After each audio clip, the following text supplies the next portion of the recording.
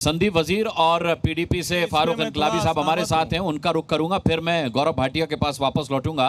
संदीप वजीर जी, वही सवाल मेरा जो पहला सवाल मैंने आपसे पूछा था, दुर्भाग्य से आपकी आवाज नहीं आ रही थी। प्रीपोल अलायंस था, लेकिन अब अफसोस हो रहा है कांग्रेस को साथ लेने का, क्योंकि नैया तो अकेले नेशनल कॉन्फ्रेंस भी पार कर सकती थी, कांग्रेस की कोई खास जरूरत थी नहीं।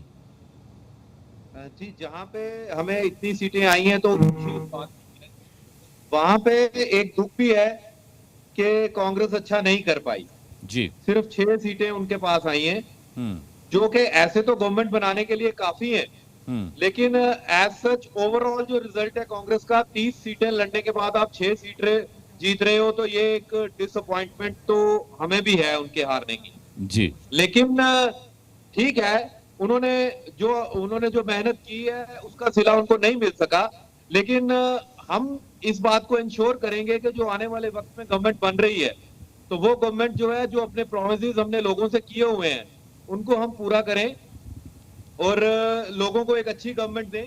जहां पे ये इल्जाम लगाया जा रहा है कि नेशनल कॉन्फ्रेंस सिर्फ एक कश्मीर खित्ते की पार्टी है, तो मैं उसको नहीं मानूंगा। और इन्होंने ये भी कहा कि वो इस्लामिस्ट पार्टी है एक तरह से, तो अगर वो इस्लामिस्ट पार्टी है तो सर फिर मैं उसमें क्या कर रहा हूँ?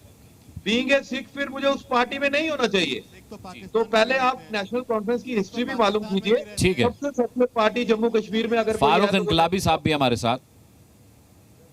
जी, तो अच्छा ठीक है, मेरा ये मानना आप बात पूरी कीजिए। हाँ, रोड मैप लेके चल रहे हैं, वो आपको जल्दी ही पता चल जाएगा। विद इन 3 मंथ्स हम 1 लाख नौकरियां देने जा रहे हैं और बिजली के बिल जो है वो माफ किए जाएंगे। राशन का जो क्वांटिटी, अमित रैना साहब आपसे कुछ पूछना चाह रहे हैं मेरे पैनल से। अमित रैना, मैं नेशनल कॉन्फ्रेंस से 1.5 महीने से पूछ रहा हूं, जब से मैनिफेस्टो आया है कि 1 लाख नौकरी आप देंगे कैसे, आज तक जवाब नहीं है। ये हर बार जब भी मुझे मिलते हैं ये वजीर साहब कहते हैं 1 लाख नौकरियां दे रहे हैं, पिछले 1 महीने से ये एक लाइन का जवाब नहीं ढूंढ पाए, ये 1 लाख नौकरियां देंगे कैसे? संदीप वजीर साहब, जलेबी की फैक्ट्री जम्मू कश्मीर में तो नहीं लगेगी कहीं? बिल्कुल बता रहा हूं मैं कि 1 लाख नौकरियां कैसे दे पाएंगे। देखिए, जितने भी डेली वेजेस जो अडॉक पे लगे हुए हैं डिफरेंट डिपार्टमेंट्स में, सबसे पहले हम उनको रेगुलराइज करेंगे। मतलब जो एम्प्लॉयड हैं उनको आप दोबारा एम्प्लॉयड करके नंबर दिखाएंगे? जी नहीं, यही कह रहे हैं आप? जो डेली वेजर है वो तो एम्प्लॉयड है ना? वो आप उसको कभी एम्प्लॉयड तो है, परमानेंट नहीं है, एम्प्लॉयड है। हाँ, परमानेंट नहीं है तो उनको परमानेंट करेंगे। आप कह रहे हैं कि जो एम्प्लॉयड है हम उसको रीएम्प्लॉय करके नंबर दिखाएंगे। उमर अब्दुल्ला साहब इस वक्त कुछ कह रहे हैं, एक बार उनको सुन लेते हैं फिर डिबेट में आते हैं। उमर अब्दुल्ला साहब कुछ कह रहे हैं। का शुक्रिया करना चाहता हूं जिन्होंने इन 3 फेजों में बाहर आके अपने वोट का इस्तेमाल किया। मैं बिलखसूस उन वोटरों का शुक्रगुजार हूं जिन्होंने नेशनल कॉन्फ्रेंस, कांग्रेस और अलायंस के उम्मीदवारों को कामयाब किया है। इस मैंडेट से एक बात तो बिल्कुल तय है कि आम तौर पे लोगों ने बीजेपी की जम्मू कश्मीर को जो सियासत रही है उसके खिलाफ वोट दिया है।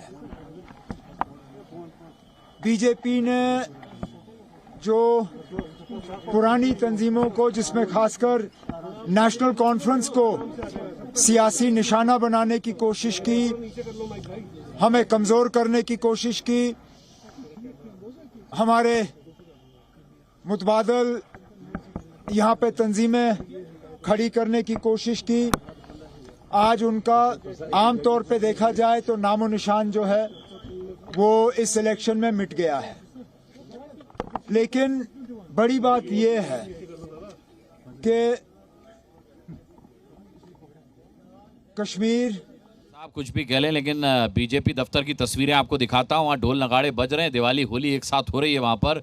कुछ ही देर में हम आपको तस्वीरें दिखाएंगे, लेकिन गौरव भाटिया साफ तौर पर कह रहे हैं कि नेस्तो नाबूद कर दिया है आपको, और बीजेपी को ही नहीं, बीजेपी के इरादों को भी, जो पुरानी तंजीमों को खत्म करने की राजनीति आपने की वो कामयाब नहीं हुई। उमर अब्दुल्ला साहब ये कह रहे थे साफ तौर पर। देखिए, उमर अब्दुल्ला जी को मैं बधाई तो दूंगा क्योंकि ये लोकतंत्र की जीत है, लेकिन एक बात जरूर कहूंगा, ये वो उमर अब्दुल्ला है जो बुरहान वानी के मरने के बाद कहते हैं हर मस्जिद से श्रीनगर के बुरहान वानी की आवाज आ रही है, वो एक हीरो है। ये वो उमर अब्दुल्ला है जिनकी पार्टी ने कहा है अनुच्छेद 370 को बहाल करेंगे। अब बहाल कैसे करेंगे, क्योंकि प्रदेश की सरकार के पास तो ये शक्ति होती नहीं, लेकिन फिर भी कहा है। और मैं एक बड़ी बात कहूंगा, अभी कोई कह रहा था कि क्या हुआ कश्मीर में भारतीय जनता पार्टी का। कई बार आप बहुत मजबूत निर्णय लेते हैं जो देश के हित में होते हैं, और हो सकता है कि एक इलाका हो, एक क्षेत्र हो जहां पे उस निर्णय का विरोध हो, लेकिन अच्छा नेता वही है जो राष्ट्र हित में मजबूत निर्णय ले सके, जो जवाहरलाल नेहरू नहीं ले पाए और नरेंद्र मोदी जी ने लिए। और भारतीय जनता पार्टी गर्व महसूस करती है कि 1951 के बाद कश्मीर के सेक्रेटेरिएट पे तिरंगा लहराया जब अनुच्छेद 370 को संशोधित किया।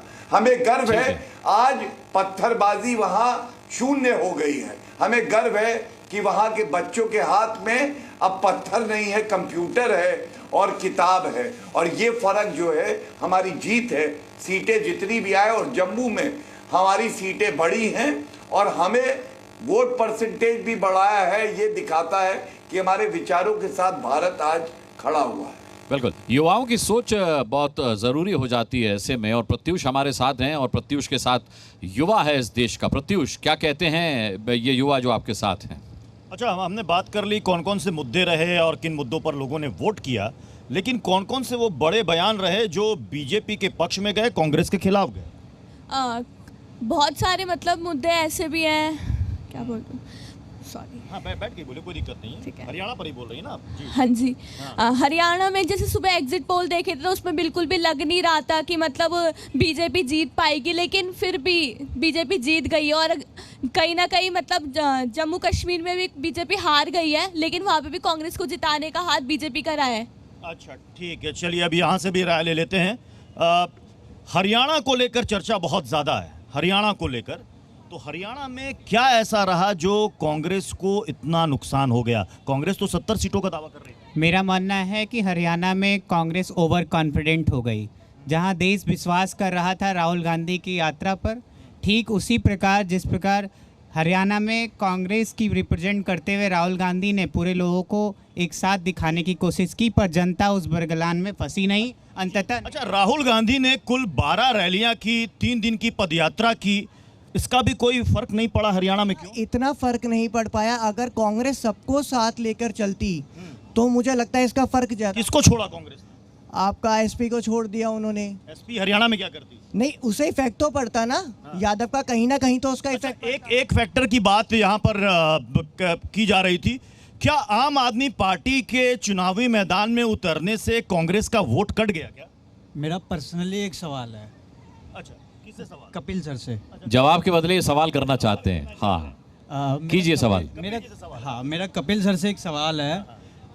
जैसे अंग्रेज लोग वोट डालो राजनीति करते थे, और कांग्रेस भी आजकल यही कर रही है, तो अब यही राजनीति खुश कर दिया आपने कपिल हर जी बार मुंह की खानी पड़ती है। जी, तो सवाल क्या था आपका? मेरा सवाल ये है, कांग्रेस अपनी वोट डालो राजनीति कब बंद करेगी?